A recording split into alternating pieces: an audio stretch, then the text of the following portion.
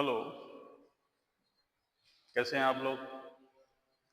फिर हम कंटिन्यू कर रहे हैं। दिए हुए रिएक्शन को बैलेंस करना है, क्योंकि बैलेंस का प्रैक्टिस अच्छे से कर लीजिए, कैसे रिएक्शन को बैलेंस करना है। साथ ही रिएक्शन का टाइप क्या है। पहला जो रिएक्शन था कॉम्बिनेशन रिएक्शन, जिसके बारे में हम लोगों ने बात कर लिया है। अब हम आगे बढ़ते हैं। कुछ रिएक्शन आपके सामने दिए गए हैं, इन रिएक्शन को पहचानना है, बैलेंस करना है एंड टाइप ऑफ रिएक्शन आपको पता करना है। तो सबसे पहला काम है, जितने भी रिएक्शन हम दिए गए उनको फटाफट बैलेंस कर लेते हैं। बैलेंस करने के लिए क्या करना होगा? फिर से वही काम है, कैल्शियम चेक कीजिए। कैल्शियम एक है, यहाँ एक है, नो प्रॉब्लम।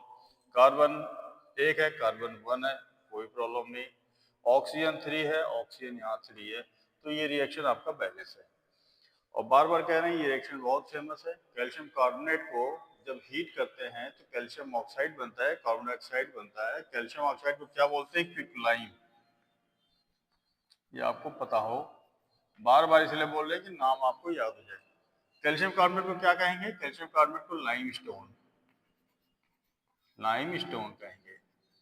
अब यहाँ पे जो जरूरी चीज है वो ये है कि हीट की अगर बात करें तो हीट का जो सिंबल है वो ये है। ट्रायंगल बना दीजिए और वो सिंबल आप बना देंगे तो हीट है। दूसरा जो इंपॉर्टेंट बात है, ये जो एरो हमने बनाया है, अपवार्ड जो एरो बना है, ये रिप्रेजेंट करता है गैस को। गैस अगर रिलीज हो रही है तो ये अपवार्ड रिएक्शन होगा। ठीक है, मतलब अपवार्ड जो अगर एरो बनता है तो इसका मतलब ये गैस रिलीज हो रही है, किसी भी रिएक्शन में वो गैस रिलीज हो रही है। अब यहाँ पे आपके सामने कंफ्यूजन कई बार होता है कि इसको क्या बोले, फेरस सल्फेट, फेरिक सल्फेट क्या बोले, या फेरस ऑक्साइड या फेरिक ऑक्साइड क्या बोले। हमने पहले ही बता दिया कि जब भी वैलेंसी की बात होगी, अस एंड इक, ये दो चीजें हमेशा आएंगी। अस में जो होता है लोअर वैलेंसी ली जाती है, उस मेटल का लोअर वैलेंसी, और इक में हायर वैलेंसी ली जाती है। अब वैलेंसी आपको अगर याद रहे, याद करना पड़ेगा। आयरन की वैलेंसी क्या हो सकती है? 2 एंड 3। नहीं भी है तो आसानी से पता कर सकते हैं। सल्फेट का जब भी आयनाइजेशन होगा तो सल्फेट की देखा जाए वैलेंसी क्या है? 2 है। तो यहाँ 2 होगा और इधर भी 2 है। इसका मतलब आयरन की वैलेंसी भी 2 है। सल्फेट का तो हमें पता चल गया 2 है, तो उसको बैलेंस करने के लिए आयरन कितना है यहाँ पे? आयरन की वैलेंसी यहाँ 2 है। तो ये एक आइडेंटिफिकेशन है जिसका वैलेंसी हम फाइंड आउट कर सकते हैं। किसी भी कंपाउंड को देख के हम वैलेंसी भी आइडिया लगा सकते हैं कि इसकी वैलेंसी क्या है। तो आयरन की वैलेंसी कितनी है? 2। तो यहाँ क्या बन जाएगा? Ferrous sulphate. तो एक तो नाम आपको पता हो, फेरस सल्फेट। ठीक है, फेरस सल्फेट कैपिटल में लिख लीजिए। हीट का साइन ट्रायंगल बना दीजिए। यहाँ पे आयरन की वैलेंसी कितनी है? 3। यहाँ ऑक्सीजन की वैलेंसी 2 है, तो ये क्या बना? Ferric oxide. इक का याद रखिए, इक हिंदी में कहेंगे कि इक अधिक, अधिक आता है, इक आता है, तो उससे याद रखिए अधिक है तो इक है, फेरिक ऑक्साइड। और फिर वही साइन बनाए, इसका मतलब सल्फर डाइऑक्साइड गैस रिलीज हो रही, sulphur trioxide gas release हो रही। Tri means 3, di means 2। अब इसको बैलेंस कर लेते हैं। बैलेंस करने के लिए चेक करते हैं, आयरन यहाँ 1 है, आयरन यहाँ 2 है, तो यहाँ 2 से मल्टीप्लाई कर दीजिए। जैसा सा मिलता जाए वैसे करते चले जाइए। हालांकि जब पीरियोडिक टेबल पढ़ेंगे तो आपको ये पता चल जाएगा, जो लेफ्ट हैंड साइड के एलिमेंट्स हैं उनको पहले बैलेंस करना चाहिए, या दूसरा अगर ग्रुप ऑफ आयंस हो, मतलब ग्रुप ऑफ एटम्स हो, कई सारे हो, मल्टीपल हो, ये सल्फेट हो गया, इस चीजें हैं, अगर ट्वाइस में है, थ्राइस में है, तो उस केस में पहले उनको भी देख लेना चाहिए। लेकिन आप पीरियोडिक टेबल याद रखिए, एलएचएस को लेफ्ट हैंड साइड के जितने एलिमेंट्स हैं उनको पहले हम बैलेंस करना चाहिए, और राइट हैंड साइड में के एलिमेंट्स को बाद में। एनीवे, तो आयरन यहाँ 2 है, आयरन यहाँ 2 है। सल्फर कितना? सल्फर यहाँ 2 है, 1 2, यहाँ भी 2 है। ऑक्सीजन कितना? 8, यहाँ कितना? 3 + 2 + 3 8।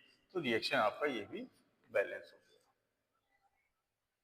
फिर इसके बाद ये जो है सामने आपके सामने, इसको कहते हैं लेड नाइट्रेट।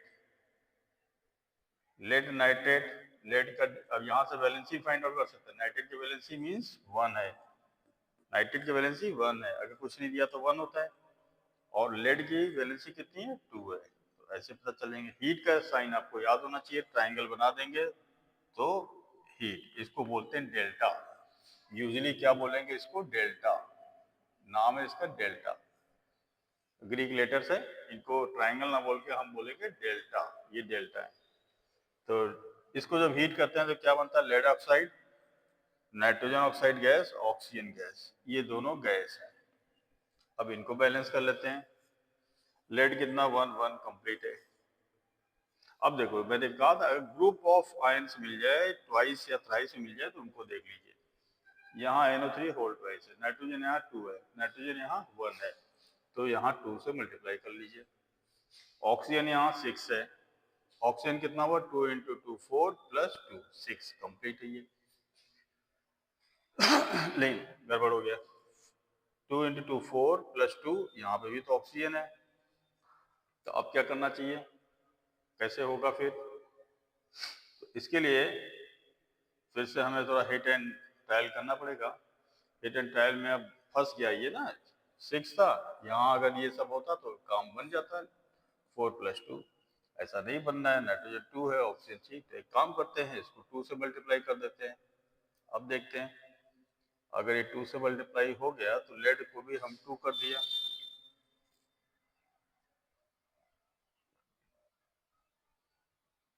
2 2 4 4 2 6 1 7 6 7, लेड को अगर हम 2 से मल्टीप्लाई करते हैं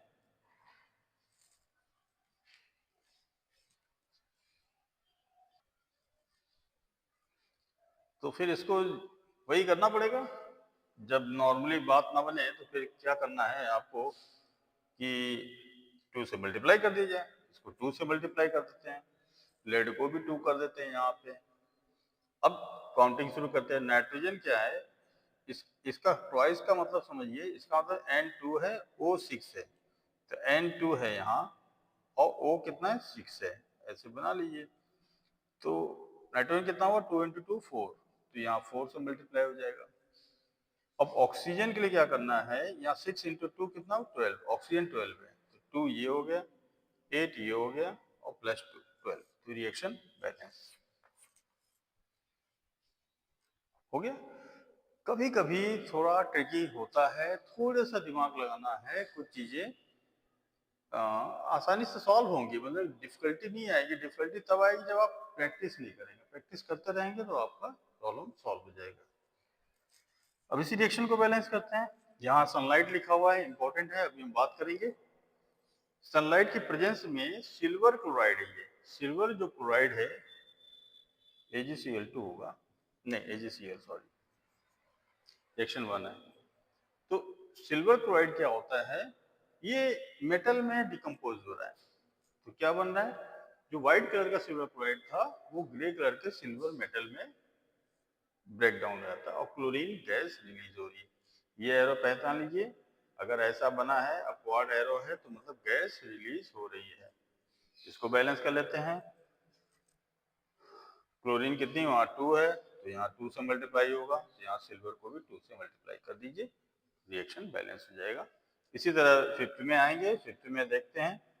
फिफ्थ में भी वही सेम चीज है, सनलाइट के प्रेजेंस में सिल्वर ब्रोमाइड है, ये भी डिकम्पोज हो जाता है सिल्वर मेटल में और ब्रोमीन गैस रिलीज करता है। तो इसको भी बैलेंस करते हैं, ब्रोमीन 2 है तो यहाँ 2 से मल्टीप्लाई हो जाएगा, फिर यहाँ सिल्वर 2 हो गया तो यहाँ सिल्वर 2 से मल्टीप्लाई हो जाएगा। एक छोटा सा टॉपिक तो कर लिया कि हमने कि बैलेंस की प्रैक्टिस कर ली। अब इन सारे रिएक्शन में खास बात आपको देखने को मिलेगी। क्या खास बात है, खास बात यह है कि रिएक्टेंट तो एक है, यहाँ भी रिएक्टेंट कितना है, एक, यहाँ रिएक्टेंट कितना है, एक, यहाँ रिएक्टेंट एक, यहाँ रिएक्टेंट एक, यहाँ रिएक्टेंट एक। तो इस तरह के रिएक्शन जिसमें सिंगल रिएक्टेंट डिकम्पोज हो रहा है, सिंगल रिएक्टेंट ब्रेक डाउन हो रहा है इनटू मेनी प्रोडक्ट। प्रोडक्ट कितने हैं, 1 2 1 2 3 1 2 3 1 2, ऐसे वन और मोर प्रोडक्ट्स में डिकम्पोज या ब्रोकन डाउन हो रहा है, तो डिकम्पोजिशन रिएक्शन है। टाइप ऑफ रिएक्शन क्या है ये, डिकम्पोजिशन रिएक्शन है। डिकम्पोजिशन रिएक्शन में क्या पहचान क्या है? सिंगल रिएक्टेंट होगा और ब्रोक हो जाएगा, टुकड़े टुकड़े हो जाएंगे इनटू वन और मोर प्रोडक्ट्स में। ठीक है, कॉम्बिनेशन का जस्ट रिवर्स, इसीलिए कहते हैं this is the reverse of combination. Combination में क्या था कि मेनी रिएक्टेंट्स, वन और मोर रिएक्टेंट्स कंबाइन कर रहे थे, सिंगल प्रोडक्ट बना रहे थे। यहां पे क्या हो रहा है? सिंगल रिएक्टेंट ब्रेक डाउन हो रहा है कई सारे प्रोडक्ट में। तो जैसे वहां फॉर्मूला था वैसे यहां फॉर्मूला कर सकते हैं कि सिंगल रिएक्टेंट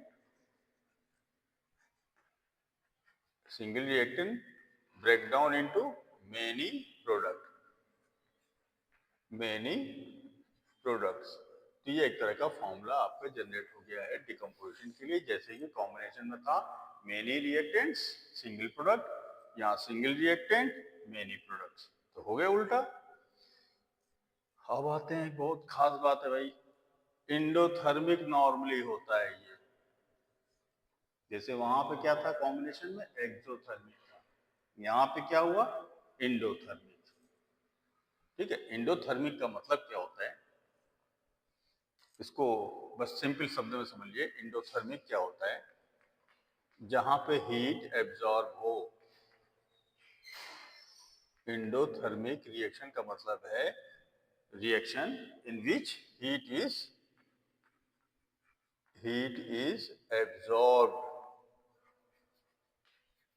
एब्जॉर्ब्ड इन रिएक्शन। किसी भी रिएक्शन में अगर हीट एब्जॉर्ब हो रही है तो उसे कहेंगे इंडोथर्मिक। तो डेफिनेशन अगर पूछ रहे, इंडो मतलब अंदर, एक्सो मतलब बाहर, एग्जिट। जैसे एक्सोथर्मिक में हीट रिलीज हो रही थी, यहाँ पे हीट एब्जॉर्ब हो रही है। किसी भी रिएक्शन में अगर हीट एब्जॉर्ब हो रही है तो इंडोथर्मिक, हीट रिलीज हो रही है तो एक्सोथर्मिक। ठीक, एक तो ये डेफिनेशन समझना है। दूसरा वही हिंदी में, एक्सोथर्मिक में क्या बताया था? गर्मी महसूस होने लगे तो एक्सोथर्मिक, ठंडा महसूस होने लगे तो एंडोथर्मिक। तो यहाँ ठंडा महसूस होता है, ठंडा महसूस होता है, जो भी बर्तन में वो रिएक्शन हो रहा होगा वो ठंडा लगेगा। ऐसे एक्सोथर्मिक में जिस भी बर्तन में रिएक्शन हो रही होगी वो गर्म हो जाएगा, और इंडोथर्मिक में जिस भी बर्तन में जिस भी चीज में अगर रिएक्शन हो रहा है वो चीज ठंडा हो जाएगा, तो इंडोथर्मिक है। एग्जाम्पल अगर देखा जाए तो इसी इंडोथर्मिक की, ये सारे के सारे जो एग्जाम्पल हैं इंडोथर्मिक के ही एग्जाम्पल हैं। इंडोथर्मिक में जो एग्जाम्पल हैं हम टिक लगा दे रहे हैं जिनको आप समझ सकते हैं। पहला रिएक्शन इंडोथर्मिक है, हीट दिया जा रहा है, हीट एब्जॉर्ब हो रहा है। दूसरा रिएक्शन इंडोथर्मिक, ये भी इंडोथर्मिक, ये भी सेकंड भी इंडोथर्मिक है। क्यों? क्योंकि हीट दिया जा रहा। थर्ड वन भी इंडोथर्मिक है।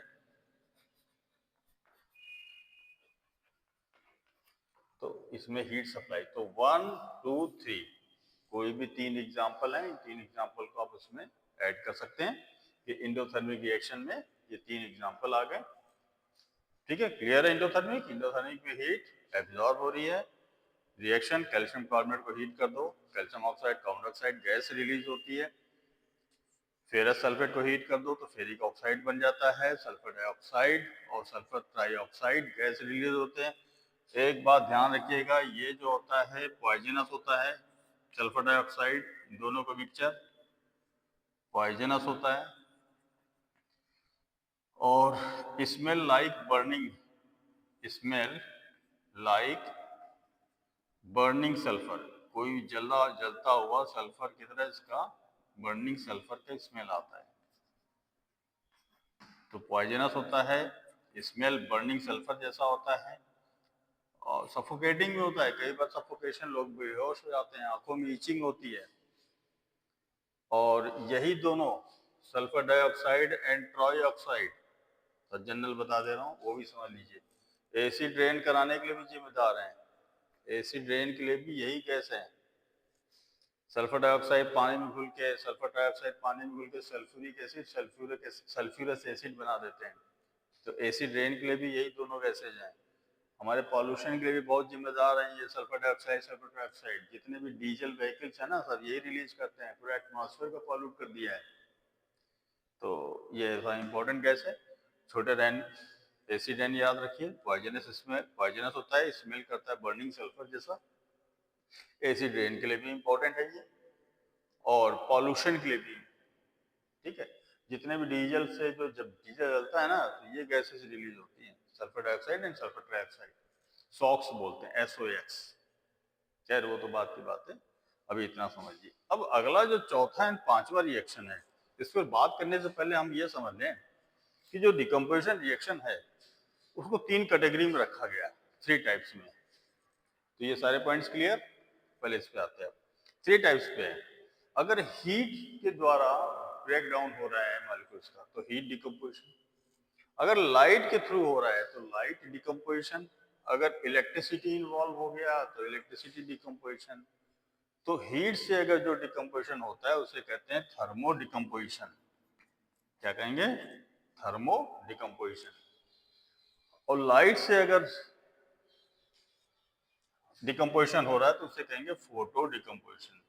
इलेक्ट्रोलिसिस का इस्तेमाल अगर हो रहा है, इलेक्ट्रिसिटी के द्वारा कोई ब्रेक डाउन किया जा रहा है, डिकम्पोजिशन रिएक्शन हो रही है, तो उसे कहेंगे इलेक्ट्रिसिटी डिकम्पोजिशन, या इलेक्ट्रो डिकम्पोजिशन भी बोल सकते हैं, लेकिन बेटर है इलेक्ट्रोलिसिस शब्द याद रखिए, इलेक्ट्रोलिसिस आपकी किताब में ही दिया हुआ है। तो फोटो डिकम्पोजिशन के ये जो रिएक्शन जहां सनलाइट लग गया है, सनलाइट का मतलब photo, photo mean sunlight, sunlight जहां जा जाएगा उसका मतलब फोटो, फोटोन, सनलाइट से जो भी रेज आ रही है, जो पार्टिकल्स आ रहे हैं उन्हें फोटोन कहते हैं, और उसी के नाम पे पड़ा है फोटो। तो ये जो रिएक्शन है फोटो डिकम्पोजिशन, कौन सा डिकम्पोजिशन है? Photo decomposition, photo decomposition. ये जो रिएक्शन है सिल्वर ब्रोमाइड का, अब तो डिजिटल जमाना आ गया, पहले क्या होता था कि जो ब्लैक एंड व्हाइट फोटोग्राफी होती है, ब्लैक एंड व्हाइट फोटोग्राफी शायद आपके बाबा दादा या पापा के जमाने में होगा, जब वो रोल आते थे उनके, ठीक है, सिल्वर ब्रोमाइड की फिल्म आती थी, उस फिल्म से फोटो क्लिक किया जाता था, फिर फोटो को डेवलप कराने जाओ लेबोरेटरी में, वहां से डेवलप होके तब वो प्रिंट होता था। तो ब्लैक एंड व्हाइट जो फोटोग्राफी होती थी 1970s 80s या 90 तक, उसमें इसी रिएक्शन का यूज होता था। तो ये जनरल नॉलेज और नॉर्मल क्वेश्चन में पूछा जाता है कि ये अपने आप लाइट में रखेंगे ब्रेक डाउन हो जाएगा। सिल्वर क्लोराइड को अगर लाइट में रख दिया, लाइट अगर मिल गया तो ब्रेक डाउन हो जाएगा। सिल्वर ब्रोमाइड को लाइट में, लाइट कहीं से दिख गया तो ब्रेक डाउन हो जाएगा। इसीलिए जब सिल्वर ब्रोमाइड और सिल्वर क्लोराइड को किसी बोतल में रखा जाता है ना, तो इसको डार्क पेपर से रैप कर लेते हैं, बिल्कुल डार्क पेपर, अंधेरा होना चाहिए इसके लिए। अगर ये उजाला कहीं से मिला, फोटो मिला, लाइट मिला, तो ये डिकम्पोज जाएगा अपने कंपोनेंट में। तो ये सब के सब हो गए ये दोनों रिएक्शन, बहुत इंपॉर्टेंट। फोटो डिकम्पोजिशन के reaction number 4 and 5, thermo decomposition के एग्जांपल नंबर 1, 2, 3, फोटो डिकम्पोजिशन के एग्जांपल होंगे रिएक्शन नंबर 4 एंड 5। आपने बैलेंस कर लिया, रिएक्शन टाइप देख लिया। रिएक्शन टाइप में सिर्फ डिकम्पोजिशन मत लिखिएगा, जब भी लिखना है आपको अच्छे बच्चों को लिखिएगा थर्मो डिकम्पोजिशन या थर्मल डिकम्पोजिशन भी बोल सकते हैं, थर्मल डिकम्पोजिशन या थर्मो डिकम्पोजिशन। जब ये AgCl AgBr दो ही नाम है, बस सिल्वर क्लोराइड सिल्वर ब्रोमाइड, जब ये दोनों अगर सनलाइट नहीं भी लिखा है तो हम मान के चलिए कि ये फोटो डिकम्पोजिशन है, तो यहाँ नाम क्या लिखेंगे? Photo decomposition. ठीक है, अब फिर आगे बढ़ते हैं। ये थोड़ा सा अलग हम बात करेंगे इलेक्ट्रोलिसिस के बारे में, एक छोटा सा क्वेश्चन बनता है, बड़ा ही एक्सपेरिमेंटल क्वेश्चन बनता है, उस पर बात करेंगे, फिर हम आगे बढ़ते हैं।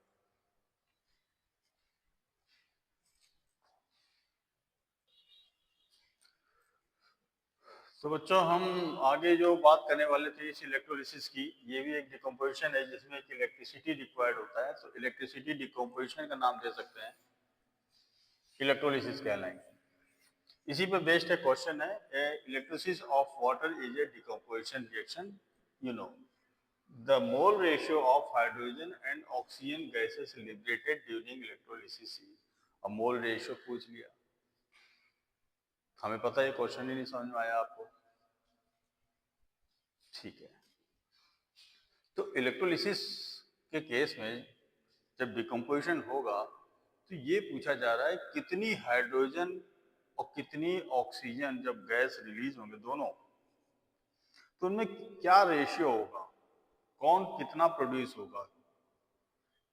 जैसे मान लीजिए कोई एक्स प्रोड्यूस हो रहा है, हाइड्रोजन मान लीजिए एक्स ml प्रोड्यूस हो रहा है, तो ऑक्सीजन कितने ml प्रोड्यूस होगी। एक तो ये मतलब समझ सकते हैं, मोल रेशियो का मतलब है कि कितना अमाउंट में प्रोड्यूस हो रहा है। हाइड्रोजन अगर एक्स है तो ऑक्सीजन कितना होना चाहिए, ऑक्सीजन अगर एक्स है तो हाइड्रोजन कितना होना चाहिए। कुल मिला जुला के हाइड्रोजन और ऑक्सीजन का प्रोडक्शन किस रेशियो में होगा, ये समझना है। इलेक्ट्रोलिसिस ऑफ वाटर के लिए जरूरी है, थोड़ा सा बेसिक आप समझ लीजिए इलेक्ट्रोलिसिस ऑफ वाटर के लिए। जब भी पानी का वाटर लिसिस करेंगे तो इसमें क्या है, वाटर है, प्लस हम इसमें ऐड करना पड़ता है डाइल्यूट HCl ऐड कर दीजिए, या डाइल्यूट सल्फ्यूरिक एसिड, कोई ना कोई एसिड आपको ऐड करना ही पड़ेगा, तभी इलेक्ट्रोलिसिस होगा, वरना नहीं होगा। ठीक है। इसीलिए कभी कभी पूछते हैं कि जो बारिश का पानी होता है क्या वो उसका इलेक्ट्रोलिसिस हो जाएगा, नहीं होगा। क्यों? क्योंकि उसमें आयंस नहीं, सॉल्ट नहीं है ना उसमें, तो कोई ना कोई आयंस होना जरूरी है। इलेक्ट्रोलिसिस के लिए आयनिक कंपाउंड होना जरूरी है, और आयनिक कंपाउंड बनाने के लिए, आयनिक कंपाउंड बनाने का मतलब उसमें आयंस तो होने चाहिए, टूटने पे आयंस बनाए जो उस प्रोसेस को फैसिलिटेट करे। जो प्योर वाटर आता है, डिस्टिल्ड वाटर आता है, उसमें कोई सॉल्ट नहीं होता है, तो इलेक्ट्रोलिसिस नहीं होता है, इलेक्ट्रिक कंडक्टर भी नहीं होता है वो। ठीक है।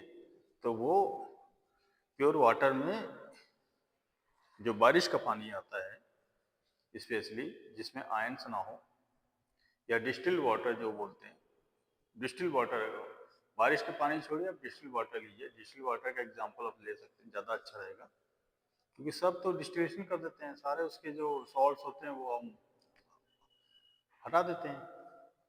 अगर हटा देते हैं, ideal double distil triple distil अगर वाटर है तो उसमें इलेक्ट्रोसिस नहीं होगा। लेकिन इतनी हाई लेवल पे नहीं जाना है, बस इतना समझना है अगर डिस्टिल वाटर है तो इलेक्ट्रोसिस नहीं होगा। इसमें नॉर्मल भी वाटर में बहुत कम एक्स्ट्रा आयंस या एक्स्ट्रा सॉल्ट्स होते हैं, तो उसके लिए हमें जरूरी है कि हम इसको एसिडिक बना लें। तो एसिडिक वाटर कर लेंगे तो उसमें आयनाइजेशन फास्ट हो जाएगा।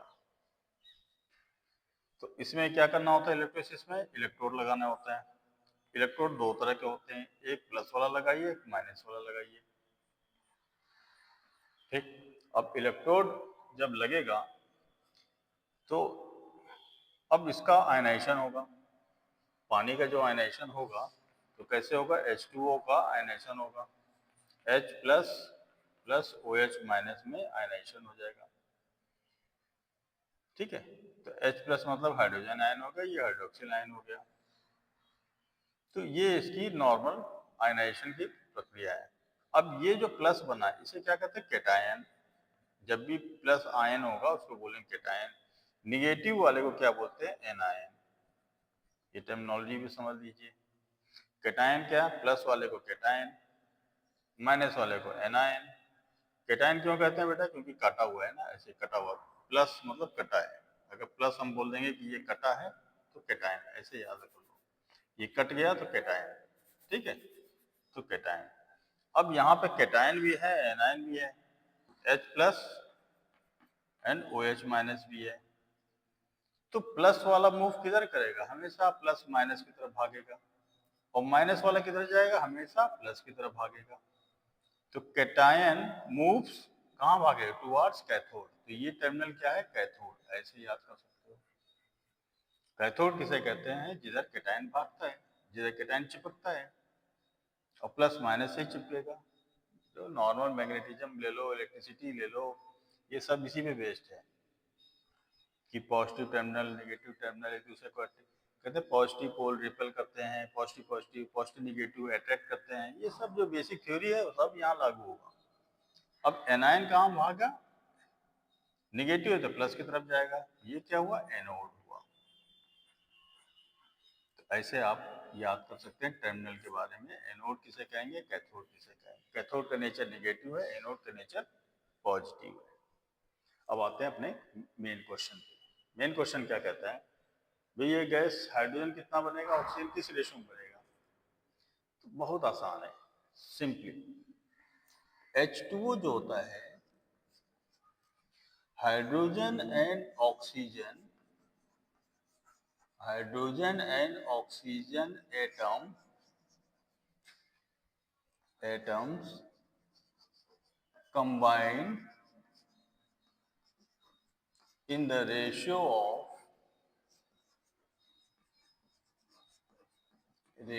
of 2:1 by volume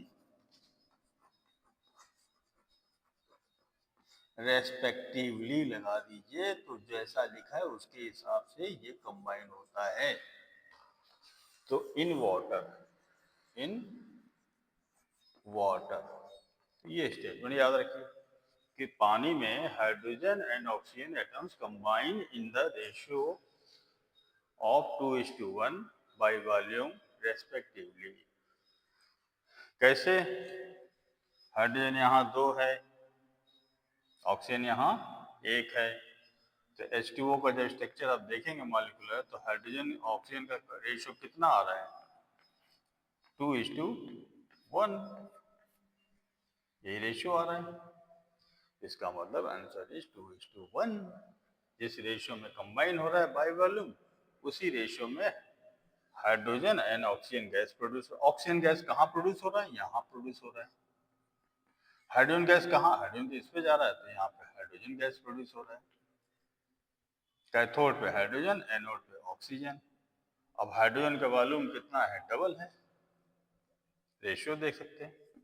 ऑक्सीजन का वॉल्यूम 1 है और हाइड्रोजन का जो अमाउंट होगा डबल होगा। तो hydrogen gas is produced double two the amount of oxygen. तो ऐसा स्टेटमेंट भी लिख सकते हैं कहीं, ठीक है। तो इसको हटा देते हैं, ये इसलिए अलग बताना जरूरी था कि थोड़ा इसको समझ लीजिए कि ये कहानी क्या है। बहुत कंफ्यूजन होता है, बहुत बच्चे क्वेश्चन को छोड़ ही देते हैं, करते ही नहीं है।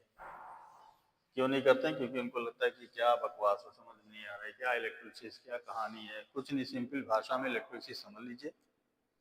और कैसे इलेक्ट्रोलिसिस कराया जाता है, इसमें एसिड होना जरूरी है। एसिड होगा तो प्रोटॉन देगा, प्रोटॉन देगा तो ionisation movement of ions, ionisation आसान हो जाता है और वाटर भी स्प्लिट हो जाता है। तो इसका कंक्लूजन क्या निकला, कंक्लूजन निकाल लीजिए। कंक्लूजन ये होगा कि amount of hydrogen is double to the amount of oxygen produced, double कर दीजिए, double to the amount of oxygen produced during electrolysis of water। कैसा वाटर होगा, एसिडिक होना चाहिए, इसीलिए इसमें हम हाइड्रोजन क्लोराइड, हाइड्रोक्लोरिक एसिड या सल्फ्यूरिक एसिड इसमें मिलाते हैं। ठीक है बेटा, तो इसको समझिए, थोड़ा सा पेस अच्छा क्वेश्चन बनता है। और इस तरह रेशियो का क्वेश्चन ऑब्जेक्टिव बन सकता है, साथ साथ किसी भी लैंग्वेज में आ सकता है। पहला लैंग्वेज हमने ये बता दिया, ये लैंग्वेज है। In water hydrogen and oxygen atoms combine in the ratio of 2:1। वो इसका कारण दे दीजिएगा, क्यों ऐसा होता है, रीजन ये हो गया, दिस इज द रीजन।